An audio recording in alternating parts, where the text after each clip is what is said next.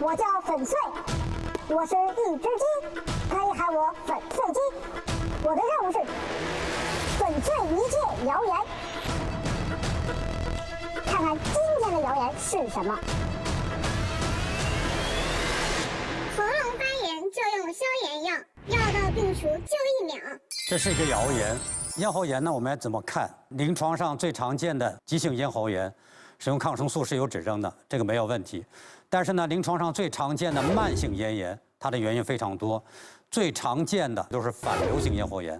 反流性咽喉炎呢，我们针对病因进行治疗，但如果使用抗生素呢，不仅没有作用，也会适得其反。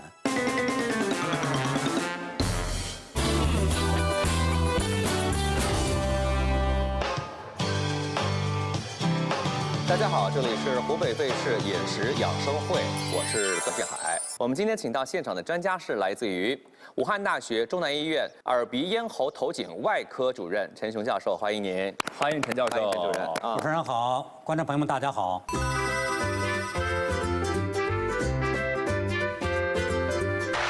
我想问一下洪洋同学，你觉得作为主持人的我们来说，最重要的武器是什么呢？就是咱这张脸。是吧？颜值不是对不起啊，我们今天应该请皮肤科大夫来的哈，是这个意思吗？除了脸之外，我觉得就是当然是嗓子了，就是嗓子特别的重要，因为包括我自己，我就是慢性咽炎，我就是天气一变凉或者怎么样，一熬夜我就很容易就是发炎，然后就发烧，然后特别是感冒的时候是特别影响嗓子，影响工作。刚才两位主持啊。都说了，这张脸很重要。其实嗓子呢是第2张脸啊，有的甚至比第1张脸还要重要。当然嗓子呢，有的时候是天生的，其实后天的保养非常的重要。待会儿我们通过一些节目，我们来了解为什么它跟胃有关系。好的，我们一起呢来看看大家最关心的4个问题分别是什么？来看看第一个问题。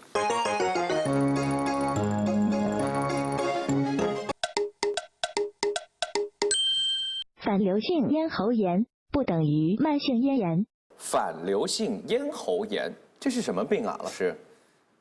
其实反流性咽喉炎在我们的日常生活当中啊，非常的常见。可能大家都认为我得咽炎了，我慢性咽炎了，对啊，是吧？我就去吃什么消炎药，对不对？实际上有很多的咽炎呢，它是因为胃酸的反流就往上，就窜上来了。胃酸是什么东西啊？它是酸性的。对，我们的咽喉啊，咽喉不都是黏膜？这些黏膜呢，它受不了酸。对，对不对？通过酸，我们叫酸的腐蚀，或者酸的烧伤，给我带来一些临床的一些症状，导致一些临床的相关的一些疾病。哎，那老师我就不明白了，慢性咽炎和这个反流性咽喉炎，它们的区别在哪里？实际上慢性咽炎是一个大的概念，但是我们要从病因来解决问题。为什么说呢？我们通常说的这些上感，我感冒了，上呼吸道感染，对，就最常见的是先从鼻腔开始，是吧？有鼻塞啊，流鼻涕，对不对？但是后来发现怎么嗓子疼了呀？嗓子、咽喉它也是上呼吸道的一部分。对，那这个地方咽喉发炎了。那么这种急性的感染性的炎症，这个叫急性咽炎。对，急咽反复的迁延不愈啊，就治疗不彻底呀，或者抵抗力下降，慢慢形成一个慢性的咽炎。那么这种情况呢，可能跟反流的关系不大。是的。对。但是临床上有至少30%几到40%，这样的慢性咽炎是由反流引起的慢性咽炎。但有一个疑问哈，就是您刚才提到了咽喉，它肯定是还在靠这儿一点的地方，但是你从胃往上走，胃酸往上窜，它首先可能会腐蚀到的应该是食管呢，对，是吧？你食管都还没出问题，怎么会到我的这个咽喉这出问题呢？所以这个主持人，你这个话说的太好了，我们很多老百姓都这么认为啊。他说，可能食管是我必经之路啊。对呀，胃酸上来，你要到咽喉，你必须要经过这个食管。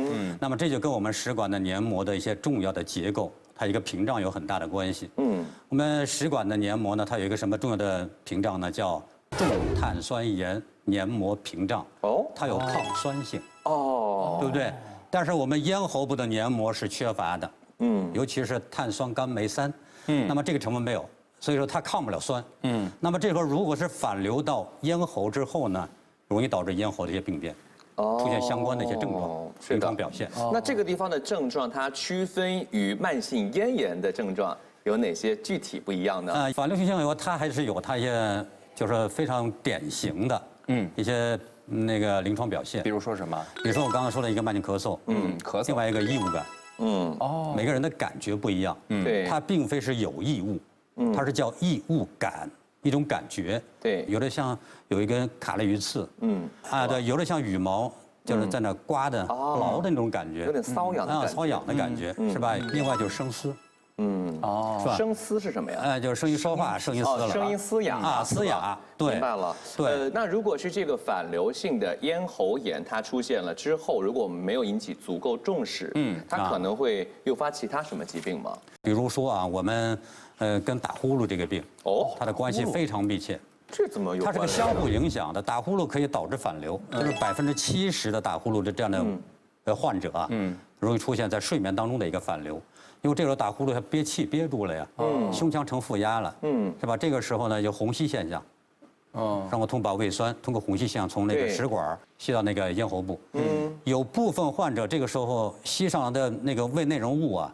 反呛到气管，在睡眠中被呛醒。好，这种打呼噜反过来，它的反流有加重咽喉部的炎症，比如说舌根部啊，这个淋巴增生，对，舌头本来就大，它的淋巴增生呢，就是舌扁桃体肥大之后，继续导致那个舌因为睡眠当中肌张力放松，舌往后坠，后面空间本来就很窄，这一坠就把气道给堵死了。对，在睡眠当中出现什么？呼吸暂停，憋气。极端情况下，睡眠当中会出现猝死。哎呦，好可怕呀！除了这个很危险之外，这是一个病啊。对，我还听说就是这种反流性的咽喉炎，到了后期有可能会引发喉癌啊。对，真的呀。对，说得非常好，是这样，这是这么个情况啊。我们临床上有一个病叫声带上的一个白斑。白斑呢，从病理学这个角度啊，我们业界认为它是一个癌前的病变。那么这个白斑呢，有70%呢，它就跟反流有非常大的一些关系。当然跟生活习惯也有很大的关系啊。这种如果是这种白斑，得上身了之后，你没得到一个及时的处理，是吧？它有可能，它这个门槛一跨过去，它就是癌症，这个癌症就是喉癌。我在想，什么样的人群是这个反流性咽喉炎的高发人群呢？我刚才说了，第一个人群是打呼噜，70%。打呼噜的人啊，对，容易这样。再一个就是跟职业取向比较相关的，比如说长期久坐的呀。久坐，像我们做文案的，包括我们的一些教师啊，不动的、缺乏运动的呀，中老年呢，这个都是一个比较易感的一些人群。那饮食习惯会不会也有关联？饮食习惯也是生活习惯当中的一个方面，一个体现啊，饮食有很大的关系。比如说你是经常喝酒啊，或者说他爱喝碳酸饮料啊，对，辛辣刺激性的东西呀，然后那个吃宵夜啊，然后吃得过饱啊，过饱，然后包括那种衣服那个裤子系得太紧了，还有那种比较胖的、肚子比较大的这种，都是容易反流的这种群体。是的，为了您的喉咙好，还是不要乱来，不要乱吃。对，好的，那我们再来看一看大家关心的下一个问题是什么？自测一下，你的喉咙还好吗？既然说到自测，我相信今天老师已经带来法宝，带来一个数据表，来让我们自测一下，究竟我们会不会有反流性喉炎？这个表其实是非常的权威的一个表啊。好，我们来看一下。我们叫什么？叫反流症状指数表。那么我们可以看一下啊，有9个选项。比如说第一项，声嘶或者发音的一个障碍。这个是持续性的还是间歇的？持续性的，持续性的，那对，没有。如果你声音像2位主持没问题，0分，对不对？你们是0分，对。但是如果说有这个问题，你就跟自己打分了，最高是5分，你觉得你自己是几分？但是第2项我们似乎就要有分数了，就不是0分了啊。第2项呢是那个是吧？是个清嗓，经常性的清嗓。那你们那是因为是职业的原因，对，用嗓过度了之后呢，要清一下。这个跟这个清嗓是不一样，这个清嗓是感觉里面有痰，我要清嗓，我要突出有东西，对，对，是属于这个情况。如果你没有0分，是吧？好的，特别严重，我每天都是呼哧拉吱的，那个搞不干净了，那这个可能就是5分了。第3个呢，就是那个痰过多或者是鼻涕倒流，这个鼻涕倒流，其实在我的病人当中还挺多的。哎呀尤其是孩子多。对，但是很多是那个反流导致的，就是我们叫后鼻涕漏。就是鼻涕往鼻子后面往下就倒流。不是他这样的主动的要吸进去，啊是他自己的被动的往后流。哦呦，就倒流，我们叫鼻涕倒流是这个明白了。根据这个情况打分是吧？好。对。然后第4个呢，就是在吞咽食物的时候呢，水或者药片就是不是那么顺畅，就是哽一下，我才能把它咽下去。是吧？这个情况偶尔是会有。第5个呢，就是饭后啊，饭后或躺下的时候，躺下之后就会咳嗽。为什么一定是饭后或者是躺下后呢？那个气道的结构有改变了。哦。因为我们在站立位的时候，气道的扩张它是最充分的。对。因为你在这躺下来之后，它气道有重力作用，它会有变形。对。那这种变形呢，就是对黏膜的一种刺激，它会出现一些症状。本身这症状反流性咽喉炎嘛，对，本身黏膜就有病变，对不对？这也可以根据它的严重程度，我们来给它打分，好吧？然后第6个呢，就是呼吸不畅或者是有反复的那个窒息的发作，这个是比较严重的情况之下。因为比如说那个声带有病变了，声带我们有一种情况叫人科间隙水肿，就是长期说话比较多或者有反流性咽喉炎，导致声带是2个可以动的像一个叶瓣一个东西，它肥厚了，水肿了，它一肿就吸气都困难，对，有这种说有的时候主观上感觉也是这种呼吸不畅，就是一种症状。哎，您这说我就想清痰了。对，好，咱们这是第6个，第7个呢就是嗯很烦恼啊，就很烦人的咳嗽，就是我们叫慢性咳嗽综合征，临床上叫综合征呢，就是原因就是很复杂的，这反正不太清楚的，都叫综合征，就这么叫。对，是的，对。第8个就是咽喉异物感，这个是比较常见，非常多见。我们来说这个比较严重，这个就感觉到已经烧心了、胸痛了、胃痛了啊。对，这个呢实际上是反流性食管炎的一个典型的症状。但是实际上反流性咽喉炎有的人也合并反流性食管炎，它是2个是共病的。对，那么这种情况下也会出现这个症状。所以大概到多少分的时候就可以？你把你这9个维度，是吧？根据你的严重程度打分，把它累积起来，如果超过13分，要看大夫。我在想哈，这个病它跟胃有关，然后跟喉咙也有关，对。那老师，如果我们去检查的话，我们是去做胃镜还是去做喉镜呢？这个从诊断这个角度来讲，我们刚才已经开始诊断了，这个量表，如果你大于13分了，你基本上就是初步诊断了，是吧？但是初步诊断呢，我们没有行政医学的依据，我们要找依据有一些客观的依据，有2个方面啊。第一个，我们就通过治疗，叫治疗性诊断。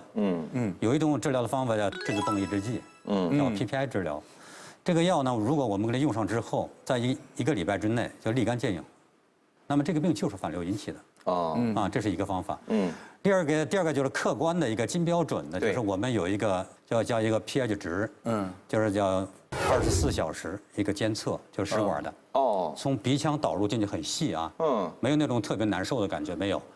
我们通过那个张科的医生给你把导入进去之后往下咽，你吞的正好那个末端呢在食道入口那个地方，哎呦，然后再固定在这儿。我们背这个盒子背24小时。那如果是通过一些窥镜，比方说这个喉镜啊，能喉镜那就是另外一个标准了。我们就是喉镜是常规，从鼻腔导入进去，然后到鼻咽腔到咽喉，我们可以看它这个从体征。比如说那个声带那个部分呢是整个呼吸道最狭窄的部位，所以这个地方它有很多特征性的一些东西，比如说水肿了，我们叫人科室间隙水肿，这也是反流相关的一个疾病，白斑，声带小结。所以通过这样的一些体征，我们来判断这个疾病可能就是反流性咽喉炎。哎，可不可以直接吃点啥东西，嚼在嘴巴里啊？测试一下里边的酶呀，到底含量多少啊？有没有这种方法呢？有这个办法，就是我们说通过那个唾液，通过咽喉的一些分泌物，就要测它的胃蛋白酶含量。因为我们知道胃蛋白酶在咽喉是肯定不会有，对，你只有胃内容物上来之后，你在我这待过，你就有痕迹，是吧？对，我通过这个痕迹，我来做一检测，这也是一个办法。是的，所以综上所述，这些检测还是有必要。湖北卫视联合划算最划算的聚划算共同推出超划算爆款好货，您可以打开手机淘宝搜索湖北卫视或99999进入湖北卫视划算俱乐部，享聚划算100亿补贴，全网低价，天天有。好的，我们来看看大家关心的下一个问题是什么？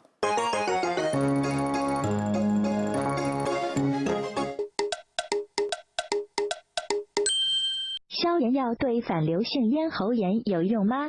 反流性咽喉炎都是炎症了，我们就直接发炎了，打针吃药呗。对，就是我们反流性咽喉炎，它并不是，咱们常说的那种感染性的炎症。哦，啊，感染炎症跟像患动细菌感染呢，对，病毒感染呢。那么这种情况，如果是急性期，我们是主张使用一些抗生素，是有必要的。对吧？抗生素要合理使用啊，不能随便用。对。但是如果你是一个反流性引起的慢性咽喉炎，那么这种情况下呢，就没有任何的抗生素使用的一个指征。啊？对，并且不仅是没有效果，相反呢，你还考虑抗生素的一些副作用。哦。对吧？这种风险，所以严格上我们要对症，根据它的病因。您的意思是，如果是反流性咽喉炎引起的这个咽喉肿痛，打抗生素是没有任何作用，也没办法消炎消肿。对。哦。哎，那我们要是真的确定了我们是反流性的咽喉炎，我们该吃什么药呢？这个就要从源头上去解决问题了，因为我们大家都知道为什么会导致反流，是吧？食道上下括约肌都松弛了，或者是胃酸过多了，这两个原因，对不对？首先呢，我们就是要控制胃酸。哦。把胃酸从哪些方面去控制呢？比如说我们的饮食习惯，以固体的为主，尤其是晚餐特别重要。为什么呢？其实反流它是需要一定的动力。我们站立位有的人都可以反上来，这需要很强大的动力，对不对？但是你在睡眠当中，你是在一个平面上，对，就特别容易反。所以我们在睡觉之前呢，一定至少2个小时不要吃东西了。还有一点呢，晚上就不要有。多喝水啊，多喝汤啊，喝酒啊，这都是禁止的。对，就是要少喝汤水。对，这些都是禁止的。然后就是晚上不要剧烈的运动。另外就吃宵夜，这是个非常非常不好的习惯。所以说这是源头上我们要解决问题。那么控制胃酸怎么去弄呢？对，我们通过一些药物。这个时候你用护胃的药没有用，要用那个控制胃酸的药。什么药？就是质子泵抑制剂，我们叫 PPI。这种药就说。在晚餐或者早餐这空腹吃，是吧？餐前的半个小时，这样对那个反流有一定程度的一个控制。我们通过这个药物，你使用1个礼拜，然后再复诊来看，大夫明显的好多了，那就是它引起的。我们再继续用药。是所有的这种反流性的咽喉炎的患者都需要吃药吗？原则上是这样的。那如果是吃药也不好使，改变生活习惯也不好使，那怎么办呢？手术。什么样的手术？手术呢？我们刚才说了括约肌的问题，我们就针对括约肌来做些微创手术，都是腔镜。现在这种技术上非常成熟，是吧？有射频消融的方法，就把那个地方缩小，拉紧了之后，但是你又不能完全把它封闭了，然后它还有一个那个食道还有那个食团可以通过，是吧？所以掌握这个度。目前呢，这种就是极端终极的手段，通过手术能解决问题。会不会影响之后的生活呢？一般不会影响，因为它手术非常微创。是微创手术。老师还有一个问题啊，就刚才这个病因当中，因为很多人他喜欢喝酒，是吧？酒文化。所以呢，就是大家平常喝酒呢，就是讲究酒量。然后呢，有些人觉得自己怕不能喝太多，于是呢，刚刚喝完了之后就偷偷的出去可能就吐出来，或者是抠出来，然后就可能会出现咱们今天所提到这种病呢。的确有这样问题。如果因为你这反复去抠了之后，因为反上来的除了酒精之外，还有胃酸，还有胆汁。对，这些东西都特别能伤害这些黏膜组织，是吧？这是第一个。对。第二个呢，的确是对那个括约肌的功能。你长期如果偶尔一次，对，可能影响不大。如果你长期是这样的话，对它的功能有很大的影响，伤害。是的，那千万不要这样做，最好。不要多喝酒。对，好的，我们再来看一看大家关心的最后一个问题是什么？养胃可以护嗓，真的吗？好，那既然是这个胃食管反流，或者是这种反流性咽喉炎，都是从胃这儿的这个胃酸源头，那我把胃养好了，那这个病是不是就治好了呢？除了生活习惯之外呢，其实我们还可以在日常生活当中，我们有针对性的，比如说一些汤制剂啊，中药它是一个调理，我们进行一个护胃的一个调理。可以喝点什么呢？比如说我这儿有几个方子啊，有几个我们大家都应该大家都很熟悉啊，这个罗汉果了对，罗汉果茶，这是其实在民间是比较经典的啊，都不错，大家可以尝试一下。好，第一个是罗汉果茶，第二个呢？桔梗汤，这个汤呢，大家也可以记一下，是吧？好的。这是碧琪梨汤啊，这个碧琪梨汤呢，这是民间非常多的，对呀，挺好的一道菜。武汉话叫补鸡，哎，补鸡跟梨子聚在一楼是吧？在一起成了这个鼻气梨汤，通俗易懂啊，这的确是这样的。另外就是一个生姜啊，这种鲜姜。这个好像就比较热性了吧？啊，这个是太常见了，家家都有，每一餐都有的。其实呢，我们家里喝萝卜汤呢，其实就有养胃的功能，多少里面都有生姜。对，当然了，这个药疗不如食疗。如果日常生活当中能够通过这些食物就把我们的胃养好，当然更好啊。对，除了这个食物之外，还有其他的一些方式或者物理方式啊，也可以让我们的这个病得到缓解或者是预防吗？我们可以做一些像那个腹式呼吸。哦，腹式呼吸，腹式呼吸，教教我们啊。很简单，我们吸一口气，做声乐的训练的人他知道，要含着气唱歌是吧？我们含一口气去做呼吸是吧？慢呼慢吸，我们不要把它沉下来做，是吧？这样就是腹式呼吸嘛，用到腹肌的一些作用，是这样的。好的，那根据老师刚才所提供的这些方法，其实可以有效的通过食物和在生活习惯上的改善，来让我们预防这一类的疾病。也希望您的喉咙能够保护的康健不已。好的，再次感谢主任今天给我们做的重要科普。我们再一起进入到金龙鱼葵花亚麻调和油健康厨房，去看看胖胖今天给我们做了哪些好吃的。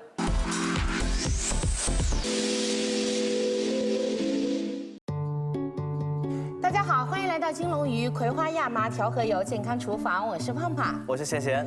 贤贤今天为我们带来一道什么样的菜？今天给大家带来一道清爽的雪梨炒鸡丁。今天我们准备到的食材有鸡丁、雪梨、胡萝卜、黄瓜，还有我们的甜辣酱。那我们首先要操作的是，起锅烧油，现在倒入金龙鱼葵花亚麻调和油。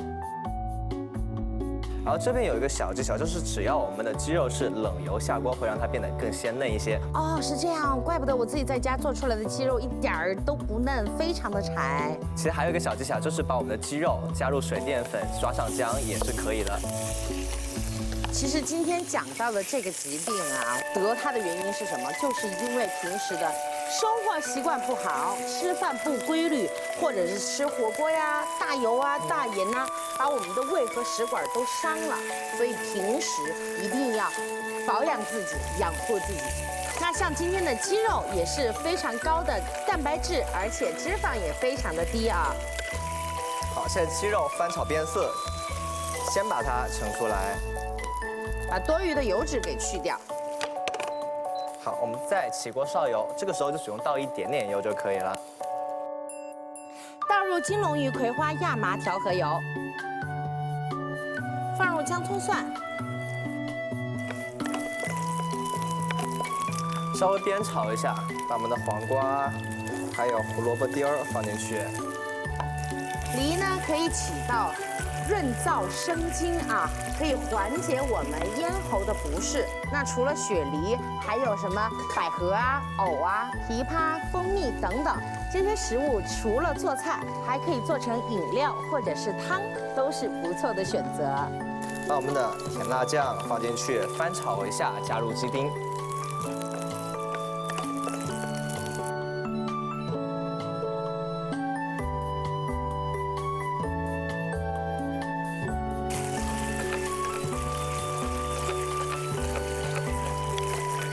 翻炒一下，加入调料，加一点糖和盐，还有生抽就可以了。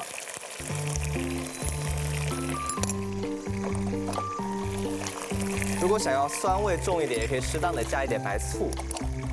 因为我们的梨是甜口的嘛，酸甜搭配也是一个非常好的选择。在这里也要提醒大家，胡萝卜呢是脂溶性的维生素，所以食用胡萝卜的时候一定要配上好油。那金龙鱼葵花亚麻调和油富含欧米伽3宝妈氨锌酰。好，最后下入咱们的雪梨，翻炒一下就可以出锅了。